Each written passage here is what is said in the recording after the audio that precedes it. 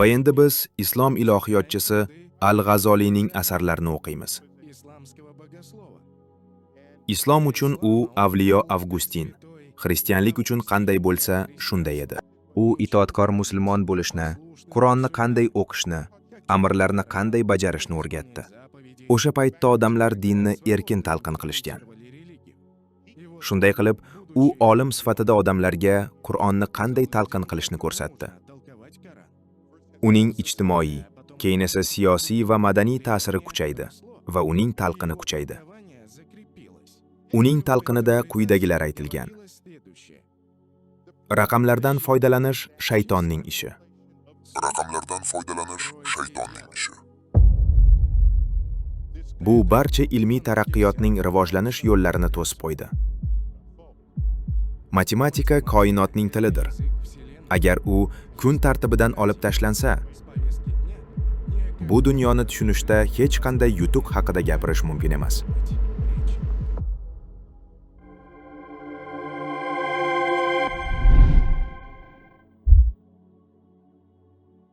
Va alaykum assalom va rahmatullohi va barakatuh. Aytadilar, Imom G'azzoliy matematikani shayton ilmi deganmi? Agar shunday degan bo'lsa, ya'ni hozirgi asrda shunaqa shaytoniy ilmlar bormi debdilar.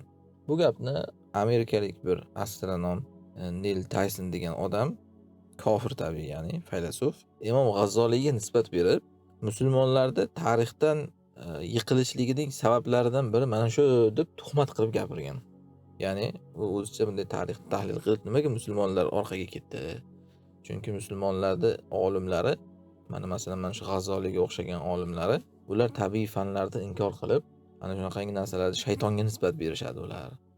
Ularda o'zlari aslida, ya'ni nasorolarda olimlar shunaqa qilganda, tabiiy fanlarda shaytonga nisbat bergan, ya'ni tabiiy fanlar degandan maqsad mana shu fizika, kimyo, matematika va hokazo. Shundan ular o'zlarini o'sha poplarini, mana Fransiya inqilobiga qadar bo'lgan tarixdagi o'zlarini shunaqangi johil olimlarini holatiga o'xshatib, islom ulamolarini ham shunaqa deb tahlil qilgan. Asli esa bu narsa ochiqdan ochiq tuhmat. Yana kimsan G'azzoliydek gapga, ya'ni G'azzoliydek shaxsiyatga demoqchiman, rahimahullohga. Ular masalan faqat bir hadis bilan mashg'ul bo'lgan Imom Buxoriy haqidami yoki faqat tafsir bilan mashg'ul bo'lgan masalan Ibn Kasir haqidami, bunga o'xshash gapni gapirsangiz ham, gapirsa ham, ya'ni bunday bir endi bular bilmaganda u odamning hayotini desangiz bo'lar edi-da. U odam faqat hadis bilan shug'ullangan, faqat yoki tafsir bilan shug'ullangan deb o'ylayapti-da desangiz bo'lar edi. Asli Imom Buxoriylar ham, Ibn Kasirlar ham, ya'ni umuman u tabiiy fanlardan g'ofil odamlar emas ular. Lekin endi taxassusi shunaqa ko'rinib qolgan-ku Imom Buxoriyda. Taxassusi, mutaxassisligi hadis bilan, Ibn Kasirdagi tafsir bilan shunga o'xshab tanilib qolgan, ya'ni. Lekin aytmoqchimanki, Imom G'azzoliydek odamni ular bunga nisbat berishi umuman o'zi G'azzoliy haqida bir to'g'ri fikrga ega emasligidan darak demoqchiman. Chunki Imom G'azzoliy aslida o'zi yoshligidan u kishi ana shu tabiiy fanlarga mutaxassis bo'lgan, qiziqishim gapmi, ya'ni. U kishi ilmiy kalomchi bo'lgan, ya'ni faylasuf bo'lgan. Keyin umrining oxirida tavba qilib bu narsalardan, falsafadan, bunaqangi ilmlarda bir aslida foydasi yo'qligidan, munozaralar, bahslarda o'zini u kishi hadisga bag'ishlagan. Afsus qilgan umrini o'sha narsalarda o'tkazganiga. Tortishuvlar, bahs munozaralarda, ya'ni. O'zini tamomiy hadisga bag'ishlab boshqa yo'nalishga o'tgan u kishi. Va endi ana o'sha davrda tabiiyki u kishini bu ishidan ko'p faylasuflarda alami kelgan. O'zi shunaqa bo'ladi-da, ahli bidat. Siz endi masalan ba'zan yoshlik qilasiz, ba'zan tajribasizlik qilasizmi? Ularda bir qo'ltig'iga supur kelib qo'ysangiz, sizdan zo'r odam yo'q ularning nazdida. Keyin bunday bir aqlingiz kirib, ilm olganingizdan keyin, o'z yo'lingizni topib olganingizdan keyin, bu xato ekan desangiz bo'ldi, sizni toshbo'ron qilib tashlashadi. Xuddiki mana yahudlarga o'xshaydi, bu ahli bidatlar. Yahudlar ham ahli bidatlarning bir turi, chunki Abdulloh ibn Salom haqida qanaqa deyishgan? U yaxshimiz bolasi bilmaganda islomga kirganini. Rasululloh sollallohu alayhi vasallam shu islomga kirsa nima qilasizlar deganlar. "Yo Alloh asrasin" deyishgan. U kishi chiqib men islomga kirdim desa, shunday birdaniga to'nini teskari kiyib, bu o'zi yomonimiz bizda, yomonimiz bolasi deb yomonlab ketgan, ya'ni. Aytmoqchimanki, ahli bidatlar ham mana shunaqa bo'ladi. Siz ularga haybarakalla qilganingizda zo'rsiz, keyin xatosini aytsangiz, sizni toshbo'ron qilishni boshlaydi, orqangizdan tuhmatlar qilishni boshlaydi, har gapingizni yomonlikka yuyadi. Imom G'azzoliyga mana shunaqa bo'lgan. U kishi umrining oxirida falsafa, shunaqangi bekorchi tortishuv, bahs-munozaralardan tavba qilib, o'zini hadisga bag'ishlagandan keyin ana faylasuflar bu aynidi bu deb u kishini yomonlashdi. Gapirmagan gapini gapirdiga chiqarishdi, boshlashgan. U kishi nomidan mana shunaqangi tuhmat gaplar tarqatishgan. Bu matematikani shayton ilmi deydi va hokazo. Aslida Imom G'azzoliy o'sha umrining oxirida Al-Munqiz min ad-Dalal degan kitob yozgan. Ya'ni zalolatdan qutqaruvchi degan, ya'ni. O'shanda u kishi o'sha ko'p mana shu falsafa, ilmi kalom shu narsalarni yomonlab, shu jumladan mana shu kofirlardan kirib kelgan ilmlardan bu deb falsafa haqida gapirganda, falsafani ichida riyoziyotni ham zikr qilgan. Riyoziyot degani mana shu matematika degani, ya'ni. O'shanda u kishi aytganlarki, bu matematika sohasida ikkita toifa bor, adashganlar degan, ya'ni. Birinchisi ana shu matematiklarni hisob-kitobi boshqa narsasidan ularni bir ilmiga tan berib, ya'ni shunaqangi qiziqarli narsa-ku matematika haqiqatan. Bir kirsa odam kirishib ketib qoladi, ya'ni. O'shani ular matematiklarni aqliga tan berib degan, hamma narsani aql bilan topsak bo'ladi deb o'ylab oladi. Birinchi toifa bu. O'zini aqlli sanaveradi, ya'ni juda ham matematika hisoblabda. Keyin dinda kelgan narsalarni ham matematikaga solib ko'ra boshlaydi u. To'g'ri keladimi yo'qmi? To'g'ri kelsa holatda tabiiyki endi ba'zi narsalarga insonning aqli yetmaydi, dinga moslolmay qoladi-ku, to'g'ri kelmayapti bu deydi dinga. Ana shundan keyin uni inkor qilishni boshlaydi degan. Ya'ni dinni inkor qilishni boshlaydi. Yoki shakka tushadi dindan. U juda chuqur ketaverganidan matematikaga. U matematikani iloh qilib olgan o'ziga degani. Ana shuni yomonlagan G'azzoliy birinchi toifa deb. Bular matematikani yomonlamayapti, qarang. Falsafa va shuni ortidan mana shu matematikani ham, riyoziyotni bular o'shalarni daholarini o'ziga iloh qilib oladi. O'shalar biladi. Nahot o'shalar bilmaydi shuni. Demak, bilmaydimi, bu narsa yo'q deb inkor qilishni boshlaydi. Mana hozir ham bor-ku shunaqangi odamlar. Mana birinchi Yuriy Gagarin kosmosga chiqqan paytda ruslar mana shunga o'xshagan gapni gapirgan. Biz koinotni zabt etdik. Qarang, o'zi bor yo'q orbitaga chiqqan. Zabt etdik, ya'ni go'yoki nihoyasiga yetdik degani bu. Osmonga chiqdik, Xudo yo'q ekan deyishgan. Hali qarasa o'zi aslida bu yerda hali yerda atrofida o'ralab yurgandi. Yoki hozir ham NASA bilmayaptimi jannat bo'lsa. Nimaga mana 20 milliard yil yorug'likdagi hozir koinotni kuzatishyapti James Webb teleskop orqali. Nima o'shalar bilmaydimi? Jannat bo'lsa ko'rish kerak-ku. Hech bo'lmasa undan bir nurlanishlar kerak-ku, kelish kerak-ku. Do'zax bo'lsa shunday alangalik narsa, undan bir nurlanishlar kelayotgan bo'lish kerak-ku. Matematik hisoblar bilan buni topilish kerak-ku degan gaplarni gapirishadi-da, muhimi ana shundan dinga dushman bo'ladi. Mana shuni aytgan bu shaytondan. Odamzod ilmi cheklangan. Hamma narsani bilavermaydi. Mana sizlarga juda ham oz ilm berilgan degan-ku. Alloh hatto odamzod koinot nari chekkasini qo'ying, o'zini ichidagi ruhni bilmaydi nimaligini. Keyin ikkinchi toifa borki deganlar, u o'zini musulmon hisoblab yurgan johillar. O'zi musulmon hisoblab yuradi. U johil. Keyin mana shunaqangi narsalarni ko'rib oladi-da, shariatda bunaqa narsalardan qaytarganini. Islom ilm fani dushmani ekan deb o'ylab oladi. Bu ham bir zalolatga ketgan toifalardan degan. Keyin shuning uchun islomdan bu ham nafratlanadi. Islom ilm fanga qarshi, islom rivojlanishni istamaydi, islom o'tiroqlikka buyuradi deb o'ylab olib, islomdan nafratlanadi. Bu ikkisi ham adashganlardan degan. Va johil deb aytgan kimki masalan mana shunaqa desa, va keyin Imom G'azzoliy aytgan o'sha kitobda aslida esa bu ilmlar, ya'ni mana shu matematikaga o'xshagan fizika, kimyo, shariat unga buyurmagan ham, qaytarmagan ham degan. Bular ya'ni tabiiy ilmlar degan. Tabiiy ilm degani ya'ni burhoniy ilm. Burhoniy degan tajriba bilan bilinadigan ilmlar. Va balki shariatda bu narsalarga ehtiyoj ham bor, shariat buyurmagani bilan, qaytarmagani bilan. Masalan, namoz vaqtlarini hisoblash matematik hisoblar bilan bilinadi. Quyosh oyga qarab to'g'ri, lekin o'sha ham aslida yer harakat, kusuf, quyosh oyi tutilishi. Yoki masalan meros masalalarini qarang. Matematikani bilmagan odam meros taqsimini bilmaydi. Kimga qancha ulush berish kerak, kimga qancha berilsa qancha ko'payadi, qancha kamayadi. Bu narsalarda matematikaga muhtoj bo'linadi. Shuning uchun garchi shariat unga buyurmagan, qaytarmagan bo'lsa ham degan. Imom Navoiy Imom G'azzoliydan naql qilgan, Taymiya hattoki Imom G'azzoliydan naql qilgan. Imom G'azzoliy aytganlarki, bu ilmlarni o'rganish farzi kifoya degan. Garchi shariat unga buyurmagan, qaytarmagan bo'lsa ham farzi kifoya. Qanday qilib buyurmagan bo'lsa farzi kifoya bo'ladi deydi ba'zilar. asli buyurmagan, ya'ni bitta oyat yoki bitta hadisda mana shuni qil, matematikani o'rgan demagan bo'lsa ham, lekin farz kifoya bo'ladi. Nima uchun desa, odamlarda ehtiyoji tushadi. Mana shunaqangi hisob kitoblar oldi berdilar. Yozuvchilar, hatto ibodatlar yoki mana vasiyatlar, meroslar masalalarida.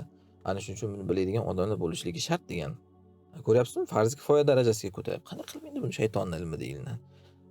Bu lekin o'sha xasimlar tomonidan shunaqa bo'rttirib ko'rsatiladi. Xasimlar degan dushmanlar uki, bir odamni yomon ko'rishadi-da, keyin uni bir gapidan boshqa gapni chiqarib olishadi o'zlarining maqsadlariga ko'ra. Uni yomonlash uchun, ya'ni. Aslida esa u unaqa demagan bo'ladi. Bunaqa odamlarni hozir ham ko'rasiz-ku, masalan, svetoforda to'xtamay qizil chiroqda odamlar bosib ketdigan deb gapiradi. Qarashingiz, hech kim unaqa demagan sizga. Lekin ana shunaqa yomon ko'rgandan keyin uni bir gapini olib olib boshqa ma'noga o'zini maqsadiga ko'ra talqin qilib gapirishadi. Shunaqangi dushmanlar Imom G'azzoliyga ham nisbat berib gapirgan. Muhim aytmoqchiman, bunaqa ilmlar hech qanaqa shaytoniy ilmlar emas, lekin inson o'shandan agar o'zini aqlli sanab shariatga qarshi chiqa boshlasa, ana bu shayton deyiladi. Nimaga desangiz, chunki shayton aynan mana shunday shayton bo'lgan. Alloh odamga sajda qil desa, nimaga men sajda qilishim kerak? Birdan matematikani ishlatganda, tuproqda og'irligi pastku, u pastda turishi kerak, gaz yuqoriga ko'tariladi, u tepa bo'lishi kerak-ku. Mantiqqa to'g'ri keladimi axir bu? Bu tabiat qonunlariga zid ish bo'lyapti-da, zid amr bo'lyapti-da. Nimaga gaz pastga tushishi kerak? Nimaga tuproq tepaga ko'tariladi? Ana shundan shayton kofir bo'lgan. Bu hozir kim shunday qilsa, u ham shunaqa shayton kofir bo'ladi. O'zini aqlli sanab matematikani, fizikani bilaman deb shariatga qarshi chiqsa, ya'ni ana shundan maqsad qilgan ulamolar. Allohu a'lam. Islom va eski ahd xudosi. Alloh. Xo'sh, hali emas. Hozir emas. U nomli barcha yulduzlarning 3 dan 2 qismi arablar tomonidan nomlanganini bilmas edi.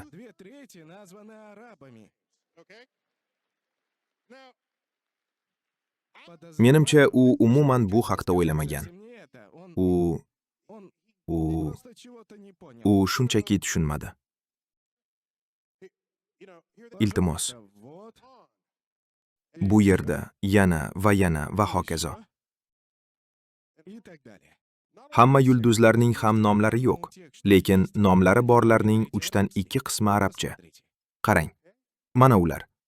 Siz aytasiz, lekin bu qanday sodir bo'ldi? Bu qanday sodir bo'ldi? G'alati. Agar siz hozir Janubi Sharqiy Osiyoga qarasangiz, ular astronomiyani yaxshi ko'rishadi demaysiz. Keling, 9 dan 12 ga asrlarga nazar tashlaylik. O'sha paytda islom, ayniqsa fanda oltin davrni boshdan kechirayotgan edi. Haqiqiy oltin davr. Bunga o'xshashi ilgari yoki keyin hech qachon ko'rilmagan edi. Shunchaki o'sha davrda Bag'dodlik olimlarning yutuqlariga qarang. Aynan o'sha paytda algebra ixtiro qilingan. So'zning o'zi ham, algoritm so'zi ham arabcha. Biz arab raqamlaridan foydalanamiz. Nima uchun? Nima uchun ular arabcha deb ataladi? Deb hech o'ylab ko'rganmisiz? O'sha paytda matematika gullab yashnagan edi. Qishloq xo'jaligi, muhandislik, tibbiyot, navigatsiya, kemachilik. Ular dengizchilar uchun yulduzlar jadvalini yaratdilar va astrolabiya ham shu yerdan paydo bo'ldi. Ammo keyin hammasi tugadi, so'nib ketdi. Tarixchilar davrlarni o'sha paytda mamlakatni kim boshqarganiga va qanday urushlar olib borilganiga qarab ajratishga moyildirlar.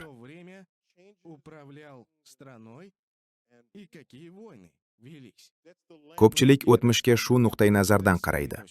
Shunday qilib, ular sizga aytishadiki, Mo'g'ullar Bag'dodni egallab olishdi va bu uning oxiri edi.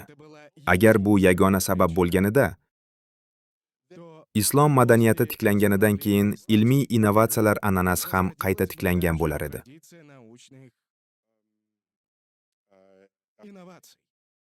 Ammo bu sodir bo'lmadi. U avvalgidek umuman qaytmadi. Va endi biz islom ilohiyotchisi Al-G'azoliyning asarlarini o'qiymiz. Islom uchun u avliyo Avgustin, xristianlik uchun qanday bo'lsa, shunday edi. U itoatkor musulmon bo'lishni, Qur'onni qanday o'qishni, amirlarni qanday bajarishni o'rgatdi. O'sha paytda odamlar dinni erkin talqin qilishgan. Shunday qilib, u olim sifatida odamlarga Qur'onni qanday talqin qilishni ko'rsatdi. Uning ijtimoiy, keyin esa siyosiy va madaniy ta'siri kuchaydi va uning talqini kuchaydi. Uning talqinida quyidagilar aytilgan. Raqamlardan foydalanish shaytonning ishi.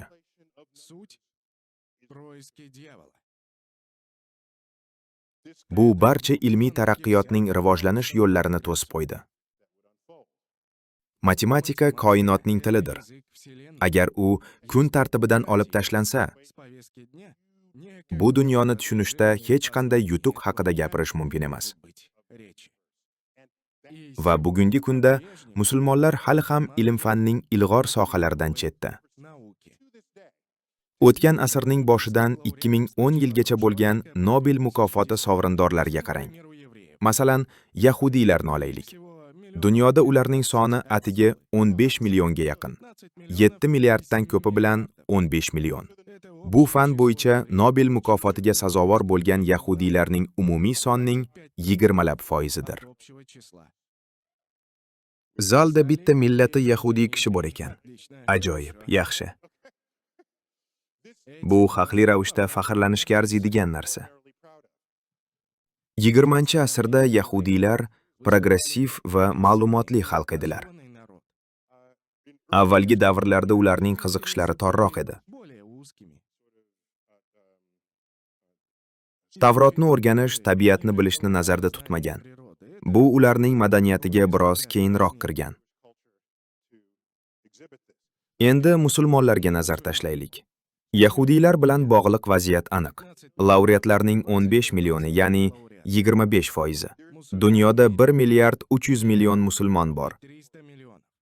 Ammo ularning mukofotlari 2,5% tashkil qiladi. Mayli, 3tasini aytaylik. Chunki iqtisodiyot to'laqonli fan hisoblanadi. Xo'sh, agar siz talab qilsangiz, shunday bo'lsin. Aytgancha, men buni hisoblar bilan tahlil qila olaman. 50 baravar ko'p laureatlar, 80 baravar kam odamlar.